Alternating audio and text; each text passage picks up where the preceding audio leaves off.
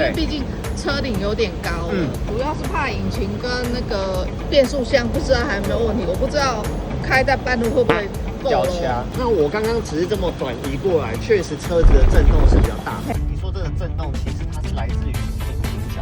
现在确实坐在后面也是麻的。好，我们建议的流程是会先送保修，先让他检查引擎跟变速箱这个重要的心脏部分，因为安全跟舒适这两大重点。那外观就是我觉得不用太在意去花钱。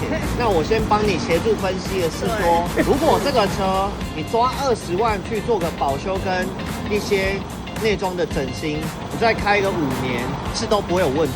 但是第二点，你如果说你再用有限的预算去买一台中古车，有可能你还是要修，因为你不知道那个前车主是怎么使用。那第三个，你要么就买新车，可是新车你前3年的折价，你都可以把这台车整理好了，它的引擎本体不要有大问题。我觉得有可能会要出抓，应该会到10多。哇，那么油啊！这边从上面这边流下来。